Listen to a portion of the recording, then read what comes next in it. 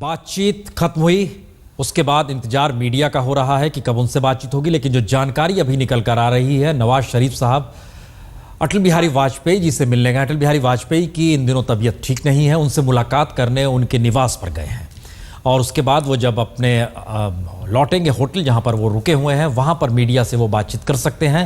भारत की तरफ से विदेश मंत्रालय 3 बजे पत्रकारों से बातचीत करेगा और जो राष्ट्राध्यक्षों से जो मुलाकात हुई है, ये आप तस्वीर देख सकते हैं जहां पर मुलाकात के लिए पहुंचे। ये पूर्व प्रधानमंत्री अटल बिहारी वाजपेयी के निवास पर मुलाकात के लिए नवाज शरीफ साहब पहुंचे हैं और वहां पर वो मुलाकात, और जाहिर है बहुत चीज़ें जहन में नवाज शरीफ साहब के भी होगी। और ख़ास तौर से कश्मीर का जिक्र जब भी होता है तो उसमें अटल बिहारी वाजपेयी ने अपने दौर में जिस तरीके से कश्मीर पहुंचकर वहाँ की वादियों में और आने वाले वक्त में उसके हिस्टोरिकल पर्सपेक्टिव में चीज़ों को समझते हुए समाधान का रास्ता निकालने की कोशिश की थी, वो सारी चीज़ें हर जहन में आती है। लेकिन मनमोहन सिंह के दौर में बहुत सारी चीज़ें रुकी थमी, बाजार देखा गया, आर्थिक सहूलियत के लिए टेररिज्म को लेकर कोई ठोस और कड़े निर्णय लेने की स्थिति में नहीं थी। और जो जानकारी आ रही है उसमें बातचीत जो हुई है उसमें 2 मुद्दे, खासतौर से टेररिज्म का मुद्दा और मुंबई में जो 26/11 की जो तारीख है, जो हमला हुआ था, उस पर भी बातचीत हुई है। ये तस्वीर आप जो देख रहे हैं स्क्रीन पर, ये पूर्व प्रधानमंत्री अटल बिहारी वाजपेयी के निवास पर मुलाकात के लिए पाकिस्तान के प्रधानमंत्री नवाज शरीफ पहुंचे हैं। वो मुलाकात का सिलसिला हो रहा है।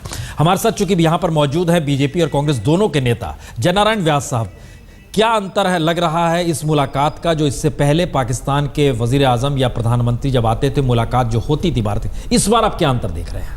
देखिए, मैं मानता हूं कि अगर आप इसके मुझे दोनों के कंपैरिजन की बात कर रहे हैं तो आज तक जो मुलाकातें हुई वो एक तरह से पूर्व भूमिका और प्रिपरेशन के साथ हुई, एक बिल्कुल मुद्दों को लेकर हुई। उसके पहले डिप्लोमेटिक मिशंस ने भी काफ़ी काम किया होगा और उसके बाद जब मुलाकातें होती है, चर्चाएं होती है, तो एक बिल्कुल मैं मानता हूँ कि मार्ग तय होता है।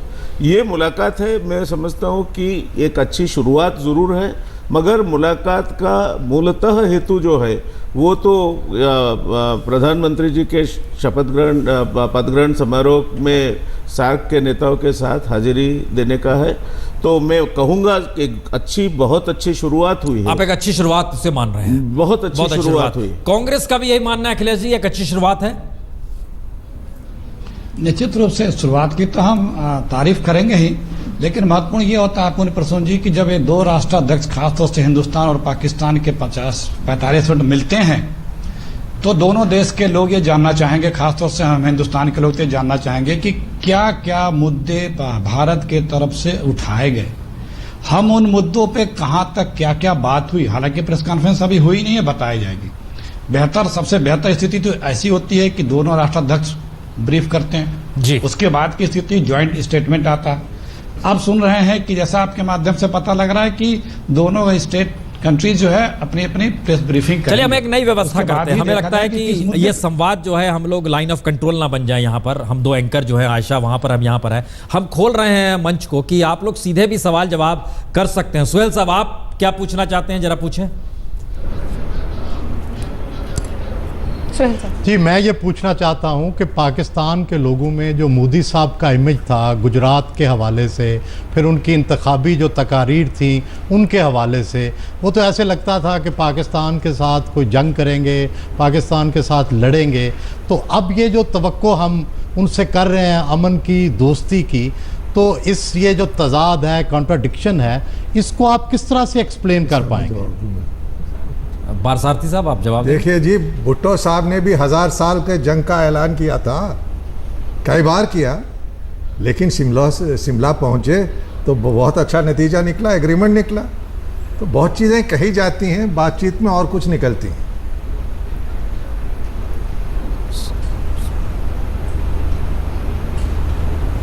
और आप देखें सुहेल साहब, सुहेल बड़ाई। अच्छा, ये कहिएगा प्रसून जी, हम यहाँ पे जानना चाहेंगे बीजेपी के रहनुमा जो बैठे हुए नारायण जी, उनसे कि क्या इस वक्त बीजेपी की क्या तैयारी है? एक जमात की हैसियत से वो हुकूमत संभाल रहे हैं मोदी साहब, आप लोग पाकिस्तान को क्या पैगाम दे के वहां से भेजेंगे मियां नवाज शरीफ साहब को कि पाकिस्तान की आवाम मुतमईन हो सके कि हमसाया मुल्क एक बड़ा है हमारा भारत, वो पाकिस्तान की आवाम को मुतमईन कर सके?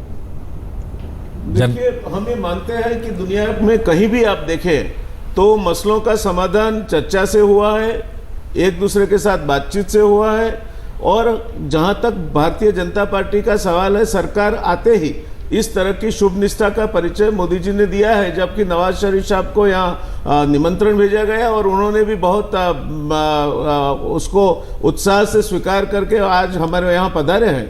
तो मैं मानता हूं कि एक शुरुआत बहुत अच्छी हुई है। भारत और पाकिस्तान दोनों बहुत अच्छे पड़ोसी बन के रहे, एक दूसरे के कुछ जो भी प्रश्न है उसका निराकरण है, मगर ये बात भी समझनी होगी कि ये काफ़ी अरसे से चलती हुई एक प्रक्रिया है और अगर हम ये सोच के चले कि इसका हल एक ही दिन में आ जाएगा या एक ही बैठक में आ जाएगा, तो मैं मानता हूँ कि कुछ जाती होगी। हमने अच्छी शुरुआत की, शुभ निष्ठा से चले, एक दूसरे में विश्वास रख के चले। अच्छा, यहाँ पर हमारे उस्मा बुखारी साहिबा भी सवाल करना चाह रही हैं।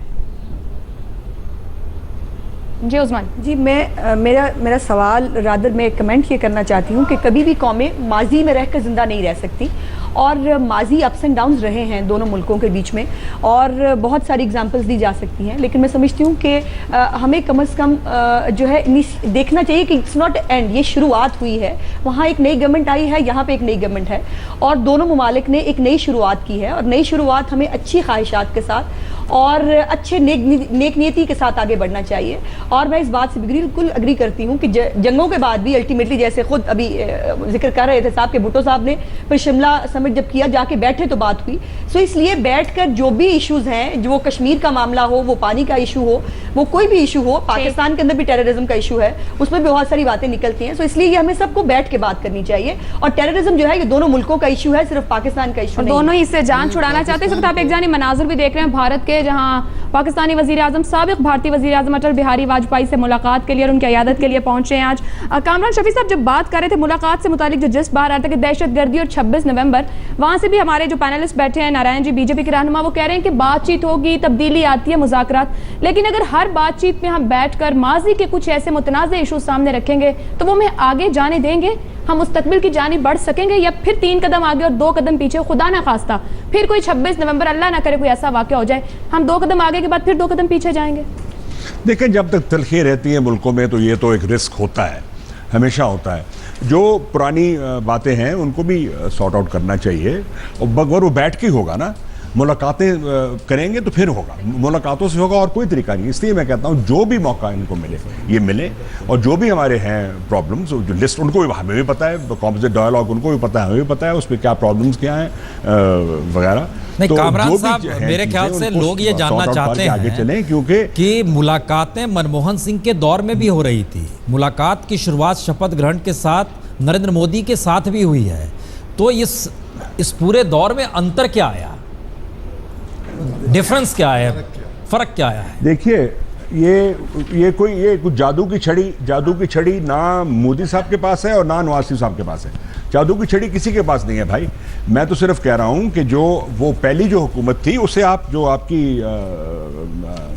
मनमोहन साहब की जो हुकूमत थी उससे आप कंपेयर ना कीजिएगा मोदी साहब से। मोदी साहब की हुकूमत, गवर्नमेंट जो है वो बहुत ज़्यादा स्ट्रांग है, उनकी बहुत ज़्यादा अक्सरियत उनकी है पार्लियामेंट में, जैसे हमारे वज़ीर आज़म की है। इसलिए अभी चांस ज़्यादा है कि कोई बात निकले। जी, वैदिक साहब भी कुछ जुड़ रहे हैं हमारे साथ, जानना चाहें सुहेल साहब, उनसे पहले जानते हैं कि तारीखी एतबार से। जी कहिए। जी वैदिक साहब बोले। मैं जितने पाकिस्तान के हमारे दोस्त अहबाब हैं, पार्टिसिपेंट्स, उनसे सिर्फ एक सवाल पूछता हूँ कि मियाँ नवाज शरीफ को जो दावतनामा नरेंद्र मोदी ने भेजा है उसका असर आपके आवाम पर क्या हुआ है?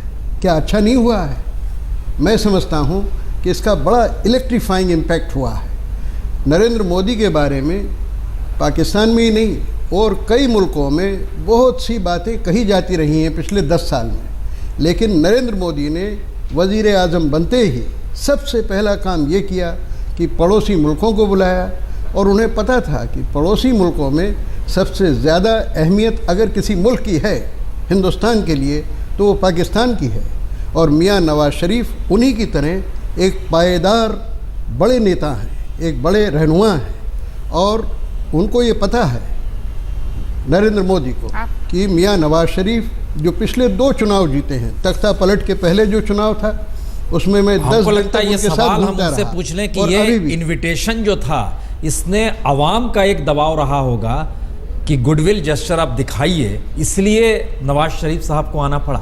हाँ, ये एक आवाम हमें लगता है वहां से पूछा जाए, आवाम का दबाव भी था, और मैं मियां नवाज शरीफ को बहुत इसके लिए मार्क्स देता हूँ। देखिए कि फौज से उन्होंने कंसल्ट किया, ISI से कंसल्ट किया, और मियां नवाज शरीफ बड़े नेता बन गए, बड़े रहनुमा के तौर पर वो पाकिस्तानी सियासत में उनका मुकाम ऊंचा हो गया है। वैदिक साहब जवाब आने दिया जाए। जी, वैदिक साहब पाकिस्तान आते रहते हैं, उर्दू फारसी जानते हैं और पाकिस्तान के हालात के बारे में भी काफ़ी वाकफियत रखते हैं। तो वाकई ही ये जो इनविटेशन आया इसका बड़ा अच्छा असर हुआ, और काफ़ी टाइम के बाद सब जगह मशवरे करके प्राइम मिनिस्टर ने ये फ़ैसला किया। अगरचे शायद उनकी विल तो पहले भी थी कि भारत के साथ कोई नया पेज तारीख का जो है वो पलटा जाए, लेकिन उन्होंने मशवरा किया, और मेरा ख्याल है कि सारे स्टेक होल्डर्स के साथ मशवरा करने के बाद वो इंडिया गए हैं, और इसका पाकिस्तान पर डेफिनेटली अच्छा असर पड़ा है। और मैं ये भी कहना चाहूँगा कि मोदी साहब से जहाँ बहुत सारे उनके बारे में तहफ़्फ़ुज़ात थे, वहाँ गुजरात जो है उसने बरसग़ीर पाको हिंद की तारीख़ में बहुत रोल अदा किया है, चाहे वो कायदे आज़म मोहम्मद अली जिन्ना हो, चाहे महात्मा गांधी हों, या अब नरेंद्र मोदी हों।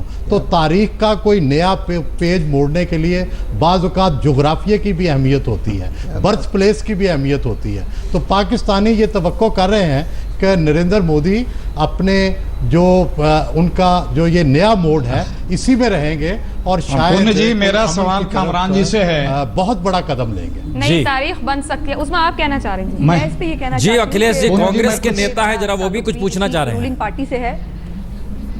मैं कामरान जी से ये जानना चाहता हूँ कि भारत और पाकिस्तान की आवाम हो या हुकूमत हो, ये दोनों एक दूसरे के बीच में अमन चैन रख के रहना चाहते हैं, और ये बार बार दिखा भी है।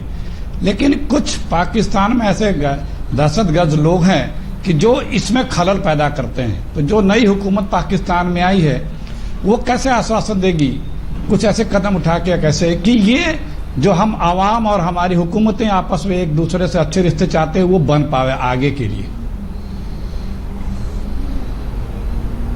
देखिए भाई, एक्सट्रीमिस्ट एलिमेंट तो दोनों तरफ हैं, इसमें आपको भी मालूम है, हमें भी मालूम है।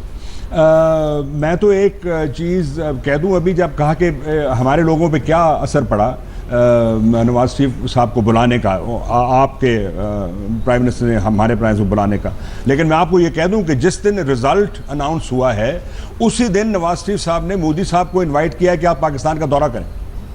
वो प्राइम मिनिस्टर भी नहीं बने थे, सिर्फ रिजल्ट अनाउंस हुआ था कि बीजेपी जीती है और अगले वजीर आजम जो हैं आपके वो होंगे मोदी साहब। उसी दिन हमारे वजीर आजम ने कहा कि आप तशरीफ लाइए पाकिस्तान, जब भी आप आ सकते हैं। तो ये हमारी तरफ से पहल हुई थी। मैं ये जरा क्लियर कर दूं आपको।